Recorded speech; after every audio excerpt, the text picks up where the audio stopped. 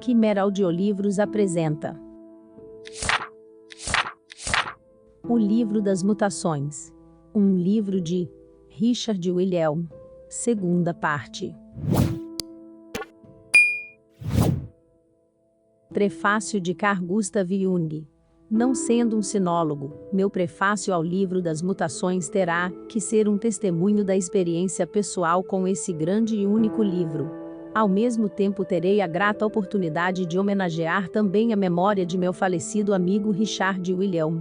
Ele próprio tinha profunda consciência da importância cultural de sua tradução do I Ching, versão sem paralelo no mundo ocidental. Se o significado do livro das mutações fosse de fácil apreensão, a obra não precisaria de um prefácio. Mas sem dúvida esse não é o caso, já que há tantos pontos enigmáticos em seu conteúdo que os estudiosos ocidentais tenderam a considerá-lo como um conjunto de fórmulas mágicas que, ou seriam abstrusas demais para serem inteligíveis, ou careceriam de todo valor. A tradução de Legge do I Ching, até agora a única versão disponível em inglês, pouco contribuiu para tornar a obra mais acessível à mente ocidental. Wilhelm, entretanto, fez o esforço possível para abrir o caminho à compreensão do simbolismo do texto. Ele tinha condições de fazê-lo, pois a filosofia e o uso do I Ching foram-lhe ensinados pelo venerável sábio Lao Naishuan. Além disso, durante um período de vários anos havia posto em prática a peculiar técnica do oráculo. A apreensão do sentido vivo do texto dá à sua versão do I Ching uma profundidade de perspectiva que um conhecimento exclusivamente acadêmico da filosofia chinesa nunca poderia proporcionar. Tenho uma enorme dívida para com Wilhelm pelo esclarecimento que trouxe a complicada problemática do I Ching e também pelas intuições relativas à sua aplicação prática. Por mais de 30 anos, interessei-me por essa técnica oracular, ou método de explorar o inconsciente, que pareceu-me de excepcional significado. Já estava bastante familiarizado com o I Ching, quando conheci Wilhelm no começo da década de 20, ele confirmou que eu já sabia, além de ensinar-me muito mais. Desconheço a língua chinesa, e nunca estive na China. Posso afirmar ao meu leitor que é muito difícil encontrar o correto modo de acesso a esse monumento do pensamento chinês tão distante de nossa forma de pensar. De modo a poder compreender de que trata esse livro, é indispensável deixar de lado certos preconceitos da mente ocidental. É curioso que um povo tão dotado e inteligente como o chinês nunca tenha desenvolvido o que chamamos ciência. Nossa ciência, entretanto, é baseada no princípio da causalidade, o qual é considerado uma verdade axiomática. Mas uma grande mudança está ocorrendo em nosso ponto de vista. O que a crítica da razão pura de Kant não conseguiu, está sendo realizado pela física moderna. Os axiomas da causalidade estão sendo abalados em seus fundamentos. Sabemos agora que o que denominamos leis naturais são meramente verdades estatísticas que supõem, necessariamente, exceções. Ainda não nos apercebemos que necessitamos do laboratório com suas decisivas limitações para demonstrar a validade invariável das leis naturais. Se deixarmos a natureza agir, veremos um quadro muito diferente. O acaso vai interferir total ou parcialmente em todo o processo, tanto assim que, em circunstâncias naturais, uma sequência de fatos que esteja em absoluta concordância com leis específicas constitui quase uma exceção. A mente chinesa, como a vejo trabalhando no I Ching, parece preocupar-se exclusivamente com o aspecto casual dos acontecimentos. O que chamamos de coincidência, parece ser o interesse primordial desta mente peculiar, e o que cultuamos como causalidade passa quase desapercebido. Devemos admitir que há muito a dizer a respeito da imensa importância do acaso. Uma quantidade incalculável do esforço do homem visa combater e limitar os incômodos ou perigos representados pelo acaso. Considerações teóricas de causa e efeito frequentemente parecem fracas e pobres em comparação com os resultados práticos do acaso. É correto dizer que o cristal de quartzo é um prisma hexagonal. A afirmação é verdadeira quando se considera um cristal ideal, entretanto, na natureza não se encontram dois cristais exatamente iguais, ainda que todos sejam inequivocamente hexagonais. A forma concreta, no entanto, parece interessar mais ao sábio chinês que a forma ideal. O emaranhado de leis naturais, que constitui a realidade empírica, é mais significativo para ele que uma explicação causal de fatos que, além disso, em geral devem ser separados uns dos outros para que possam ser adequadamente tratados. A maneira como I Ching tende a encarar a realidade parece não favorecer nossa maneira causal de proceder. O momento concretamente observado, apresenta-se a antiga visão chinesa, mais como um acontecimento fortuito, que o resultado claramente definido de um concordante processo causal em cadeia. A questão que interessa parece ser a configuração formada por eventos casuais no momento da observação, e de modo nenhum as hipotéticas razões, que aparentemente justificam a coincidência. Enquanto a mente ocidental cuidadosamente examina, pesa, seleciona, classifica e isola, a visão chinesa do momento inclui tudo até o menor e mais absurdo detalhe, pois tudo compõe o momento observado. Assim ocorre quando são jogadas as 3 moedas, ou quando se contam as 49 varetas. Esses detalhes casuais entram no quadro do momento de observação e fazem parte dele, uma parte que para nós é insignificante, porém para a mente chinesa é de suma importância. Seria para nós uma afirmação banal e quase sem sentido, pelo menos à primeira vista, dizer que tudo que acontece num determinado momento tem inevitavelmente a qualidade peculiar àquele momento. Esse não é um argumento abstrato, mas, ao contrário, muito prático. Alguns especialistas são capazes de determinar só pelo aspecto, gosto e comportamento de um vinho a sua procedência e o ano de sua origem. Existem conhecedores de antiguidades, que podem afirmar com extraordinária precisão a data, o lugar de origem e o autor de um objeto d'arte, ou de um móvel, simplesmente olhando-os. Existem astrólogos que podem dizer a uma pessoa, sem nenhum conhecimento prévio, a data de seu nascimento, qual era a posição do Sol e da Lua, e qual o signo que se encontrava sobre o horizonte no momento de seu nascimento. Diante de tais fatos, é preciso admitir que os momentos podem deixar marcas duradouras. Em outras palavras, quem quer que tenha inventado, o I Ching estava convencido de que o hexagrama obtido num determinado momento coincidia com esse momento tanto em qualidade quanto em tempo. Para ele o hexagrama era o intérprete do momento no qual era tirado, mais que as horas do relógio, ou as divisões de um calendário, uma vez que o hexagrama era compreendido como sendo o indicador da situação essencial que prevalecia no momento de sua origem. Essa suposição envolve um certo princípio curioso que denominei sincronicidade, conceito este que formula um ponto de vista diametralmente oposto ao da causalidade.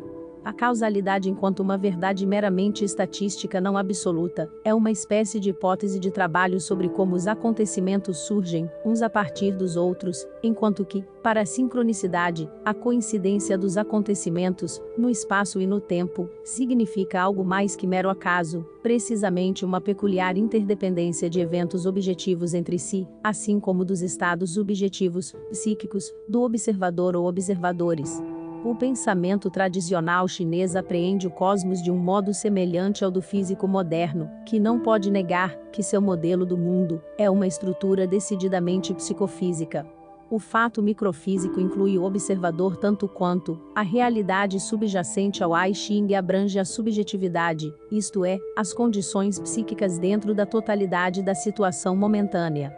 Assim como a causalidade descreve a sequência dos acontecimentos, a sincronicidade, para a mente chinesa, lida com a coincidência de eventos. O ponto de vista causal nos relata uma dramática história sobre como D chegou à existência. Originou-se de C, que existia antes de D, e C, por sua vez, teve um pai, B, etc. Por outro lado, a visão da sincronicidade tenta produzir uma representação igualmente significativa da coincidência. Como é que A, B, C, D, etc. aparecem todos no mesmo momento e no mesmo lugar? Isso acontece, em primeiro lugar, porque os eventos físicos A e B são da mesma qualidade dos eventos psíquicos C e D, e ainda porque todos são intérpretes de uma única e mesma situação momentânea. Assume-se que a situação representa um quadro legível ou compreensível. Os 64 hexagramas do I Ching são o instrumento pelo qual se pode determinar o significado de 64 situações diferentes, porém típicas. Essas interpretações são equivalentes a explicações causais. A conexão causal é estatisticamente necessária e pode, portanto, ser submetida à experiência. Uma vez que as situações são únicas e não podem ser repetidas, não parece ser possível, em condições normais, realizar experiências com a sincronicidade. No I Ching, o único critério de validade da sincronicidade é a opinião do observador de que o texto do hexagrama equivale a uma interpretação fiel de sua condição psíquica. Supõe-se que a queda das moedas, ou o resultado da divisão do conjunto de varetas de caule de milefólio, é o que necessariamente deve ser uma situação dada, já que qualquer coisa que aconteça naquele momento pertence a ele, como parte indispensável do quadro. Se um punhado de fósforos é jogado no chão, eles formam o padrão característico daquele momento. Porém, uma verdade tão óbvia como essa só revela seu caráter significativo se for possível ler o padrão e verificar sua interpretação, em parte pelo conhecimento do observador, da situação objetiva e da subjetiva, e, em parte, pelo caráter dos fatos subsequentes. Obviamente, esse não é um procedimento que atrai a uma mente crítica, acostumada à verificação experimental de fatos ou à evidência factual. Mas para alguém que goste de olhar o mundo segundo a perspectiva da antiga China, o I Ching pode exercer alguma atração. Meu argumento, tal como foi exposto acima, jamais, é claro, ocorreu à mente chinesa. Ao contrário, de acordo com a antiga tradição, são agentes espirituais, atuando de uma forma misteriosa, que fazem com que as varetas de caule de milefólio deem uma resposta significativa. Esses poderes constituem como que a alma viva do livro, que é, portanto, uma espécie de ser vivo, e a tradição supõe que se podem fazer perguntas ao I Ching e esperar receber respostas inteligentes. Ocorreu-me, portanto, que talvez interesse ao leitor não iniciado ver o I Ching operando. Com esse propósito realizei uma experiência rigorosamente de acordo com a concepção chinesa. Personifiquei, de certo modo, o livro, perguntando seu julgamento sobre sua situação atual, isto é, sobre minha intenção de apresentá-lo à mente ocidental. Ainda que esse procedimento se enquadre perfeitamente nas premissas da filosofia taoísta, para nós ele parece demasiado extravagante. Entretanto, nem mesmo o insólito dos delírios doentios ou superstições primitivas jamais me chocaram. Sempre tentei permanecer livre de preconceitos e curioso, rerum novarum cupidus. Por que não usar um diálogo com um antigo livro, que se propõe como algo vivo? Não pode haver mal nenhum nisso, e o leitor poderá observar um procedimento psicológico, que tem sido posto em prática vezes e mais vezes através dos milênios da civilização chinesa, representando para homens como Confúcio ou Lao Tse tanto a expressão suprema da autoridade espiritual quanto um enigma filosófico. Utilizei o método de moedas, e a resposta obtida foi o hexagrama 50, Ching, o caldeirão. De acordo com a maneira como foi formulada minha pergunta, deve-se entender o texto do hexagrama como se o próprio I Ching fosse a pessoa que fala. Assim, ele descreve a si próprio como um caldeirão, isto é, como um recipiente de ritual contendo comida preparada.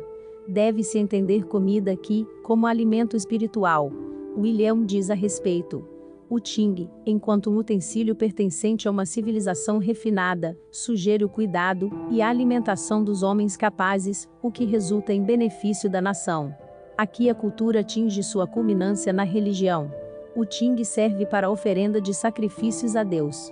Os mais elevados valores terrenos devem ser oferecidos em sacrifício a Deus. A suprema revelação de Deus encontra-se nos profetas e nos santos. Venerá-los é, na verdade, venerar a Deus. Os desígnios de Deus, manifestados através deles, devem ser aceitos com humildade. Seguindo nossa hipótese, devemos concluir que aqui o I Ching está testemunhando a respeito de si mesmo. Quando alguma das linhas de um hexagrama dado tem o valor de 6 ou 9, significa que são especialmente enfatizadas, e que, por isso, são importantes na interpretação. Em meu hexagrama, os agentes espirituais enfatizaram com um 9, as linhas na segunda e terceira posições. Diz o texto.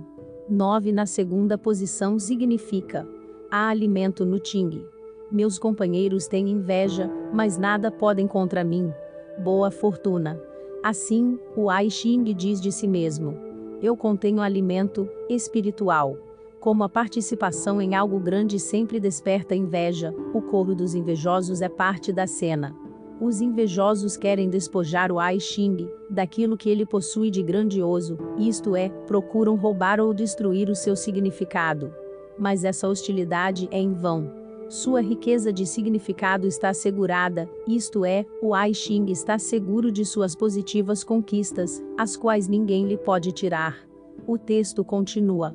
9 na terceira posição significa: a alça do Ting está alterada. Ele é impedido em suas atitudes. A gordura do fazão não é comida.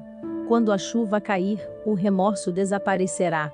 A boa fortuna virá ao final. A alça em alemão Griff é a parte pela qual o Ting pode ser segurado Gegriffen. Portanto, significa o conceito Begriff, que se tendo I Ching, o Ting. No decorrer do tempo, esse conceito aparentemente mudou, de modo que hoje, já não podemos apreender Begriffen, o I Ching. Assim, ele é impedido em suas atitudes. Já não somos mais amparados pelo sábio conselho, e pela profunda visão intuitiva do oráculo, por isso, não mais encontramos nosso caminho através das complexidades do destino, e da escuridão de nossa própria natureza. Já não mais se come a gordura do fazão, isto é, a melhor e mais rica parte de um bom prato. Mas quando, finalmente, a terra sequiosa novamente receber a chuva, isto é, quando esse estado de carência for superado, o remorso, isto é, a tristeza pela perda da sabedoria tiver cessado, virá a tão esperada oportunidade. Wilhelm comenta. Isso descreve alguém que, em meio a uma cultura muito desenvolvida, encontra-se numa posição em que não é notado nem reconhecido. Isso é um grande obstáculo à sua atuação. O I Ching parece estar lamentando que suas excelentes qualidades não sejam reconhecidas e, portanto, permanecem inexploradas. Conforta-se com a esperança de recuperar, em breve, o reconhecimento. A resposta dada, nessas duas linhas de destaque, à pergunta que formulei ao I Ching, não requer nenhuma sutileza especial de interpretação, nenhum artifício, nenhum conhecimento em comum. Qualquer pessoa com um pouco de bom senso pode compreender o significado da resposta. É a resposta de alguém que tem uma boa opinião sobre si próprio, mas cujo valor não é pela maioria reconhecido, nem sequer amplamente conhecido. Quem responde tem uma noção interessante sobre si mesmo. Se vê como um recipiente no qual as oferendas ao sacrifício são trazidas aos deuses, a comida do ritual destinada à sua alimentação. Concebe a si próprio como um utensílio de culto destinado a prover o alimento espiritual para os elementos ou forças inconscientes, agentes espirituais, que foram projetados como deuses, em outras palavras, para dar a essas forças a atenção que elas necessitam para desempenhar seu papel na vida do indivíduo. Na realidade, esse é o significado original da palavra religio, uma cuidadosa observação e consideração de religere, do luminoso. O método do I Ching leva realmente em consideração a oculta qualidade individual existente nas coisas, e nos homens, e também no nosso próprio inconsciente. Interroguei o I Ching, como fazemos com alguém a quem estamos prestes a apresentar a nossos amigos. Perguntamos se isso seria ou não agradável a ele. O I Ching, como resposta, fala de seu significado religioso, do fato de ser desconhecido e mal interpretado na atualidade, e sua esperança de voltar a ocupar um lugar de honra. Essa última parte, obviamente, como uma direta menção ao meu prefácio ainda não redigido e, sobretudo, a tradução para o inglês. Essa parece ser uma reação perfeitamente compreensível, tal como se poderia esperar de uma pessoa numa situação similar. Mas como surgiu essa reação? Porque eu joguei 3 pequenas moedas ao ar, e as deixei cair, rodar e parar em cara ou coroa, conforme o caso.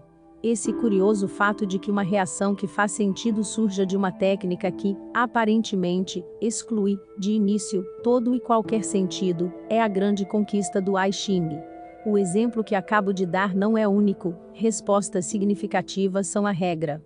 Sinólogos ocidentais e importantes eruditos chineses deram-se ao trabalho de informar-me que o I Ching é uma coleção de fórmulas mágicas obsoletas. No decorrer destas conversas, meu informante algumas vezes admitiu ter consultado o oráculo através de um adivinho, geralmente um monge taoísta. Naturalmente isto só poderia ser bobagem. Mas o estranho é que a resposta obtida aparentemente coincidia, de um modo notável, com o ponto cego psicológico do consulente. Concordo com o pensamento ocidental, que seriam possíveis inúmeras respostas à minha pergunta, e certamente não posso afirmar que outra resposta não teria sido igualmente significativa.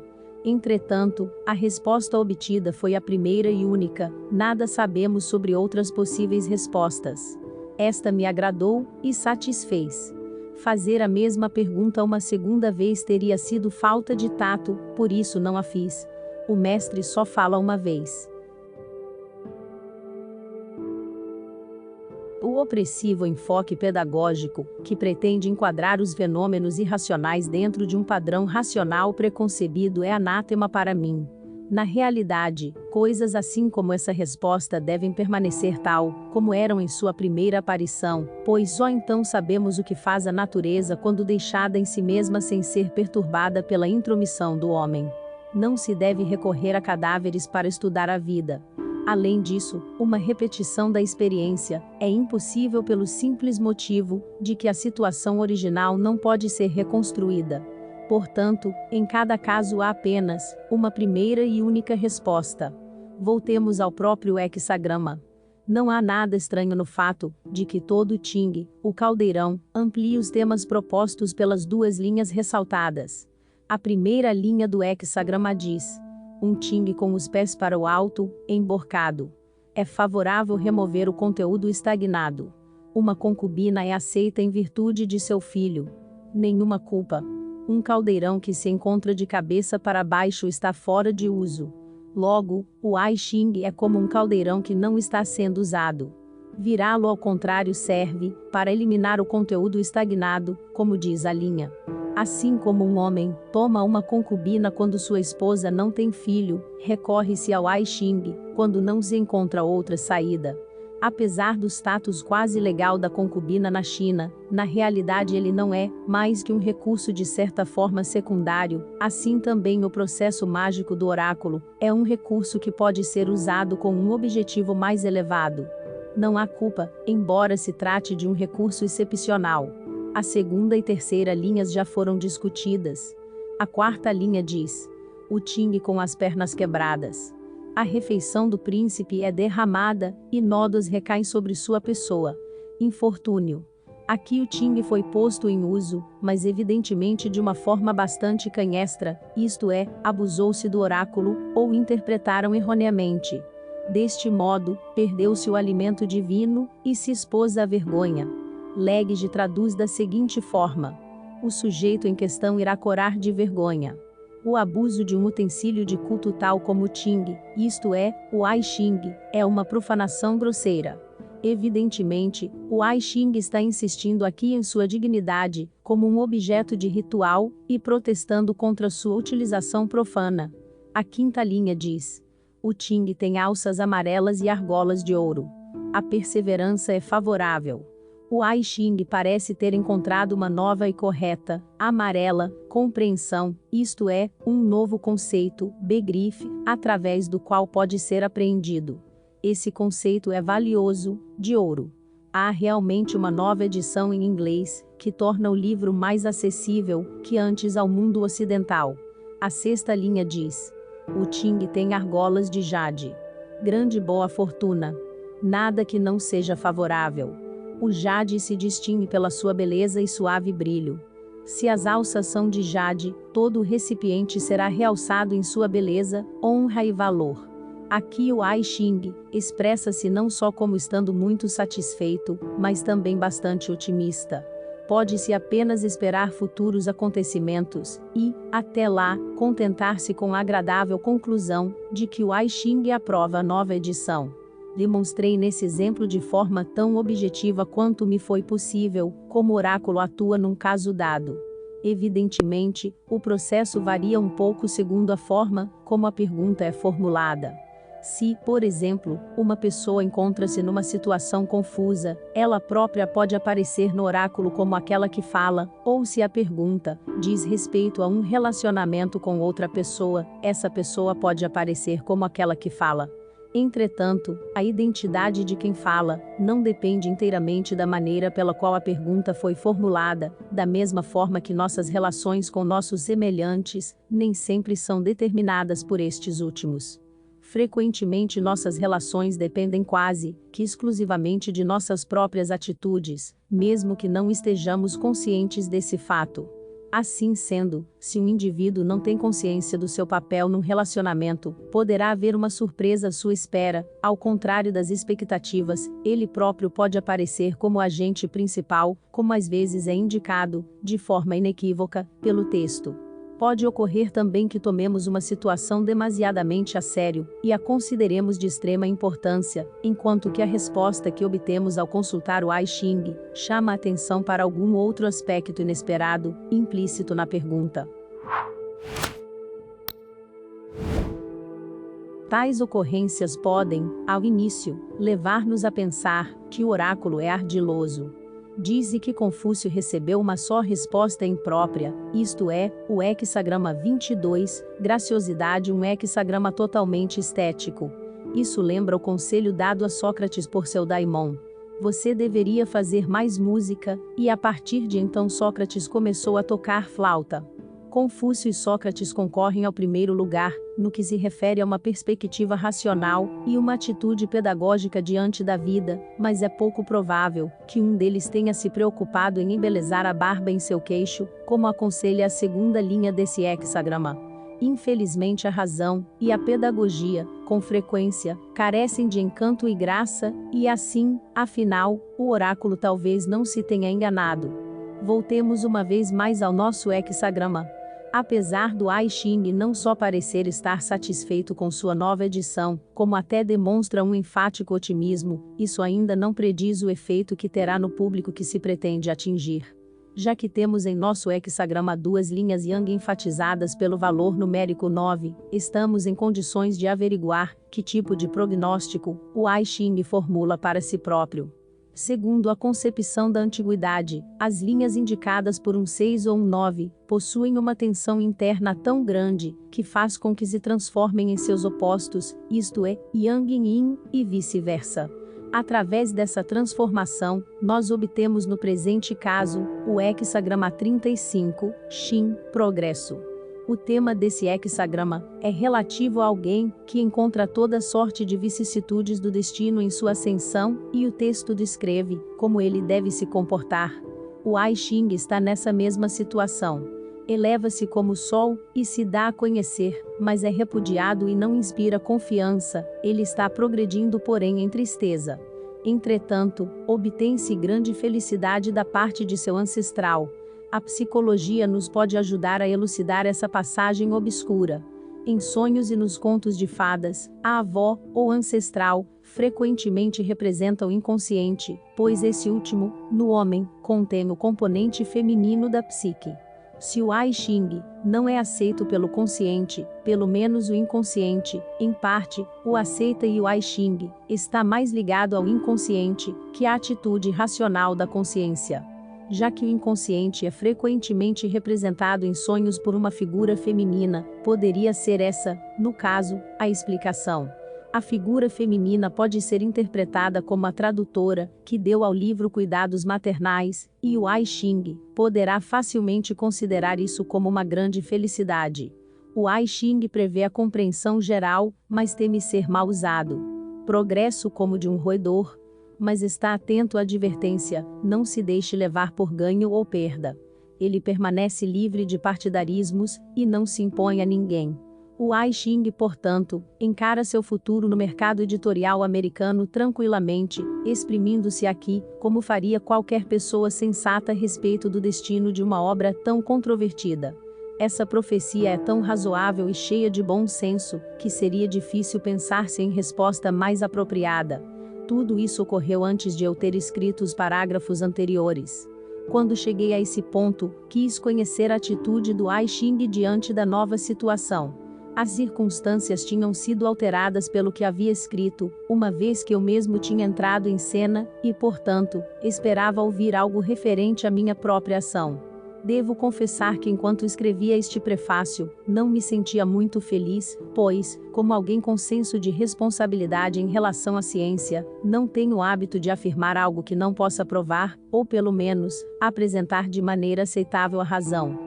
É realmente uma tarefa duvidosa tentar apresentar a um público moderno, crítico, um conjunto de arcaicos encantamentos mágicos, com a intenção de torná-los mais ou menos aceitáveis. Empreendi essa tarefa, porque julgo que há mais, no antigo modo de pensar chinês, do que parece à primeira vista. Porém, é para mim constrangedor ter que apelar à boa vontade e à imaginação do leitor, já que tenho que introduzi-lo na obscuridade de um antiquíssimo ritual mágico. Infelizmente conheço muito bem os argumentos que podem levantar contra ele. Não temos sequer certeza de que o barco que nos há de levar através de mares desconhecidos não tenha uma falha em algum lugar. Não poderá estar corrompido o velho texto? Será precisa a tradução de Wilhelm? Não estaremos enganados em nossas explicações? O I Ching a todo instante insiste no autoconhecimento. O método pelo qual isso deve ser alcançado está aberto a todo tipo de aplicações errôneas, e por isso não convém aos frívolos e imaturos, nem aos intelectualistas e racionalistas. Só é apropriado àqueles afeitos ao pensar, à reflexão e aos quais apraz meditar sobre o que fazem e o que lhes ocorre, predileção essa que não deve ser confundida com o mórbido cismar do hipocondríaco. Como indiquei acima, não tenho resposta para a infinidade de problemas que surgem quando procuramos harmonizar o oráculo do I Ching com nossos cânones científicos aceitos. Mas é desnecessário dizer que nada oculto é passível de ser deduzido. Minha posição nessas questões é pragmática, e as grandes disciplinas que me ensinaram a utilidade prática desse ponto de vista são a psicoterapia e a psicologia médica. Provavelmente em nenhum outro campo temos que levar em conta tantas incógnitas, e em nenhuma outra área temos que ter por hábito adotar métodos que funcionam, ainda que, por longos períodos, não saibamos por que eles funcionam. Curas inesperadas podem surgir de métodos presumivelmente confiáveis.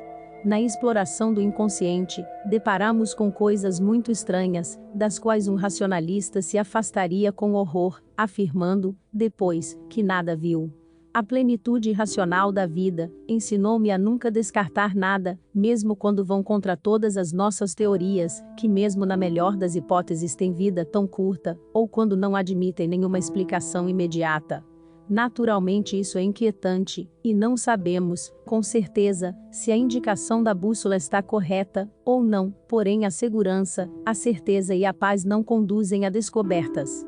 O mesmo ocorre com esse método divinatório chinês. O método aponta claramente para o autoconhecimento, ainda que em todas as épocas tenha sido usado num sentido supersticioso. É claro que estou de todo convencido do valor do autoconhecimento, mas valerá a pena recomendar semelhante introspecção, quando os mais sábios homens em todos os tempos pregaram essa necessidade sem êxito. Este livro representa, e isto é óbvio até mesmo para os mais preconceituosos, uma longa exortação a uma cuidadosa análise de nosso próprio caráter, atitudes e motivações. Essa posição me atrai e levou-me a escrever o prefácio. Só uma vez antes havia me pronunciado acerca do problema do I Ching, foi durante um discurso em memória de Richard Wilhelm. Afora esta ocasião, mantive um discreto silêncio. Não é tarefa fácil descobrir o caminho para penetrar numa mentalidade distante e misteriosa, como a que perpassa o I Ching. Não se pode menosprezar tão facilmente grandes pensadores como Confúcio e Lao Tse, quando se é capaz de avaliar a qualidade dos pensamentos que eles representam, tampouco se pode ignorar o fato de que o I Ching era sua principal fonte de inspiração. Sei que anteriormente não teria ousado expressar-me de forma tão explícita sobre assunto tão incerto. Posso correr esse risco, porque estou agora em minha 8ª década, e as volúveis opiniões dos homens já não mais me impressionam. Os pensamentos dos velhos mestres são mais valiosos para mim que os preconceitos filosóficos da mente ocidental. Não gosto de incomodar meu leitor com essas considerações pessoais, mas como já indiquei, nossa própria personalidade está, com frequência, envolvida na resposta do oráculo. Na verdade, ao formular minha pergunta eu como que, de fato, convidava o oráculo a comentar diretamente minha ação. A resposta foi o hexagrama 29, Kan, o abismal. ênfase especial foi dada à linha na terceira posição, pelo fato de ela ser designada por um 6. Essa linha diz: para diante e para trás. Abismo sobre abismo. Num perigo como esse, detenha-se ao início e espere. Senão você cairá num buraco no abismo. Não atue assim. Anteriormente eu teria aceito incondicionalmente o conselho, não atue assim e teria recusado dar minha opinião sobre o I Ching, pelo simples fato de não ter nenhuma. Mas agora, o conselho pode servir como um exemplo do modo como funciona o I Ching. Há um fato, se começamos a pensar nisso, que os problemas do I Ching representam abismo sobre abismo, e inevitavelmente deve-se parar primeiro, e esperar em meio aos perigos de uma especulação demasiado vaga e desprovida de senso crítico. De outro modo, realmente nos perderíamos na escuridão. Pode haver uma posição intelectualmente mais incômoda, que a de flutuar na névoa de possibilidades não comprovadas, não sabendo se o que estamos vendo é verdade ou ilusão. Essa é a atmosfera quase onírica do I Ching, e nela não encontramos nada em que possamos confiar, exceto o nosso próprio, e tão falível julgamento subjetivo. Não posso deixar de reconhecer que essa linha representa muito apropriadamente o sentimento com o qual redigi as páginas precedentes. As reconfortantes palavras iniciais desse hexagrama são igualmente apropriadas. Se você é sincero, terá o sucesso em seu coração, porque indicam que o decisivo aqui não é o perigo exterior, mas a condição subjetiva, isto é, se acreditamos sermos sinceros ou não. O hexagrama compara a ação dinâmica nessa situação ao comportamento da água corrente, que não teme nenhum lugar perigoso e mergulha sobre rochedos e preenche os fossos que encontra em seu curso. Kan também significa água. Essa é a maneira como o homem superior age e exerce o ofício de ensinar. Kan é, sem dúvida, um dos hexagramas menos agradáveis. Descreve uma situação na qual alguém parece encontrar-se em sério perigo de ser apanhado em toda sorte de armadilhas. Do mesmo modo que, ao interpretar um sonho, é preciso seguir o texto do sonho com a máxima exatidão, assim, ao consultar o oráculo, é preciso ter em mente a formulação da pergunta, pois essa impõe um limite definido à interpretação da resposta. A primeira linha do hexagrama mostra a presença do perigo. No abismo se cai num fosso. A segunda linha faz o mesmo e acrescenta o conselho. Deve-se procurar alcançar apenas pequenas coisas. Eu aparentemente me antecipara a esse conselho, limitando-me, no prefácio, a uma demonstração de como I Ching funciona na mente chinesa, e renunciando ao projeto mais ambicioso, de escrever um comentário psicológico sobre todo o livro. A quarta linha diz: uma jarra de vinho, uma tigela de arroz, louça de barro, simplesmente entregues pela janela. Isso por certo não implica em culpa. William faz o seguinte comentário a respeito. Em condições normais, o funcionário que aspirava a um cargo, devia trazer certas oferendas e recomendações antes de ser nomeado. Tudo aqui está simplificado ao máximo.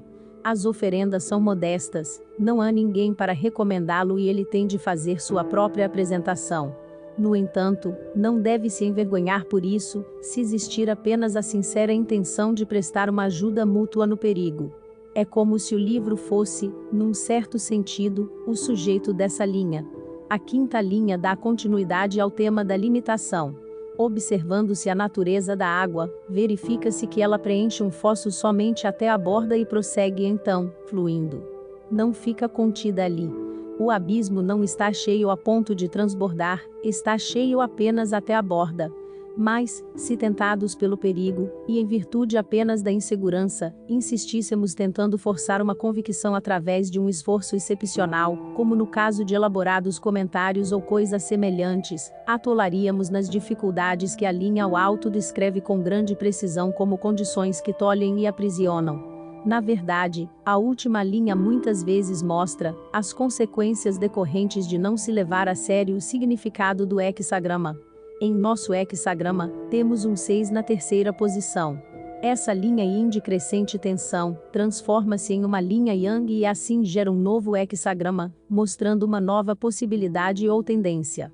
Temos agora o hexagrama 48, Xing, o poço. O fosso cheio de água já não significa mais perigo, e sim algo benéfico, um poço. Assim, o homem superior incentiva o povo em seu trabalho, exortando as pessoas a se ajudarem mutuamente. A imagem de pessoas ajudando-se umas outras pareceria referir à reconstrução do poço, pois este está quebrado e cheio de lama. Nem mesmo os animais bebem nele. Há peixes vivendo nele, e pode-se apanhá-los, mas o poço não é utilizado para beber, isto é, para as necessidades humanas. Essa descrição lembra o Ting, o caldeirão, de cabeça para baixo e fora de uso, que precisa receber uma nova alça.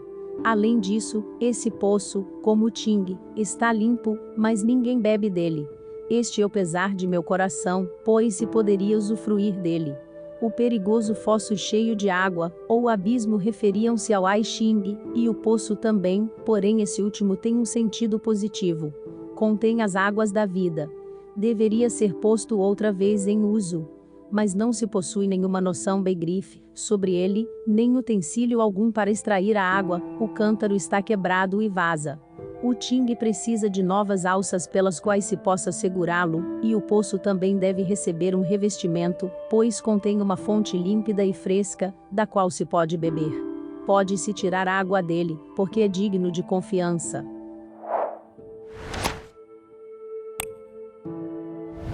Está claro neste presságio, que o sujeito que fala é outra vez o Ai Xing, representando-se como uma fonte de água da vida. O hexagrama precedente descreve com detalhes o perigo que ameaça a pessoa que acidentalmente cai num fosso dentro do abismo. Ela deve procurar a saída, para poder descobrir que se trata de um velho poço em ruínas, enterrado na lama, mas passível de ser restituído ao uso novamente. Submeti 2 perguntas ao método do acaso representado pelo oráculo das moedas, a segunda pergunta tendo sido formulada depois de eu ter escrito minha análise da resposta primeira. A primeira pergunta que se dirigia ao Ai Xing. O que tinha ele a dizer sobre minha intenção de escrever um prefácio? A segunda pergunta referia-se à minha própria ação, ou melhor, à situação na qual eu era o sujeito agente, que discutira o primeiro hexagrama. A primeira pergunta o Ai Xing respondeu comparando-se a um caldeirão, um recipiente de ritual, que necessitava de renovação e que estava encontrando apenas uma questionável aprovação da parte do público. A resposta à segunda pergunta dizia que eu me encontrava numa dificuldade, pois o Ai Xing representava um profundo e perigoso fosso com água no qual poder-se-ia facilmente atolar. No entanto, o fosso com água revelou ser um velho poço, que precisava apenas ser restaurado, para tornar-se útil novamente. Esses 4 hexagramas são, em seus elementos centrais, coerentes entre si quanto ao tema, recipiente, fosso, poço, e no que se refere ao conteúdo intelectual parecem ser significativos. Se um ser humano desse tais respostas, eu, como psiquiatra, teria de considerá-lo mentalmente sadio, pelo menos, com base no material apresentado. De fato, eu não teria sido capaz de descobrir nada de delirante, de oligofrênico ou esquizofrênico nas 4 respostas. Diante da extrema antiguidade do Ai Xing, e de sua origem chinesa, não posso considerar anormal sua linguagem arcaica, simbólica e floreada. Ao contrário, eu teria felicitado essa hipotética pessoa pela amplitude de sua intuição do estado de dúvida, que não chegara a expressar. Por outro lado, qualquer pessoa inteligente e versátil pode torcer tudo isso, e mostrar como eu projetei os meus conteúdos subjetivos no simbolismo dos hexagramas. Semelhante crítica, ainda que catastrófica do ponto de vista do racionalismo ocidental, não afeta a função do Ai Xing. Ao contrário, o sábio chinês me diria sorrindo: não percebe quão útil é o Ai Xing para fazer com que você projete num simbolismo abstruso seus pensamentos, até então não percebidos? Você poderia ter escrito seu prefácio sem jamais perceber a avalanche de mal-entendidos que o mesmo poderia desencadear. O ponto de vista chinês não se preocupa com a atitude que se adota frente ao funcionamento do oráculo. Somos unicamente nós que estamos confusos, porque tropeçamos repetidas vezes em nosso preconceito, ou seja, a noção de causalidade. A antiga sabedoria oriental enfatiza o fato de que o indivíduo inteligente compreende seus próprios pensamentos, mas não se preocupa de modo algum com a forma COMO0 faz. Quanto menos se pense sobre a teoria do I Ching, melhor se dormirá. Parece-me que, com base nesse exemplo, um leitor sem preconceitos estaria agora em condições de, pelo menos, tentar formar uma opinião aproximada sobre o modo de operar do I Ching. 12 mais não se pode esperar de uma simples introdução. Se, através dessa demonstração, conseguir elucidar a fenomenologia psicológica do I Ching, terei alcançado o meu propósito. Quanto aos milhares de perguntas, dúvidas e críticas que esse livro extraordinário suscita, não posso respondê-las. O I Ching não se apresenta com provas e resultados, não se vangloria de si, nem é de fácil abordagem. Como uma parte da natureza, espera até ser descoberto. Não oferece fatos, nem poder, porém para os amantes do autoconhecimento, da sabedoria, se estes existem, parece ser o livro indicado. Para alguns seu espírito parecerá claro como o dia, para outros, sombrio como o crepúsculo, e para outros ainda, obscuro como a noite. Aquele que não o aprecia, não precisa usá-lo, e aquele que é contra, não é obrigado a considerá-lo verdadeiro. Que o deixem seguir para o mundo em benefício daqueles que sejam capazes de discernir seu significado. Zurique, 1949. Carl Gustav Jung. Apoie este canal para que possamos manter nosso projeto de distribuir audiolivros de qualidade gratuitamente para todos. A sua ajuda é essencial para mantermos o nosso trabalho. Faça uma doação pelo Pix de qualquer valor pela chave telefônica na descrição abaixo, ou pelo link do QR Code na descrição do vídeo. Se preferir transferência bancária, confira as informações na descrição abaixo. Muito obrigado.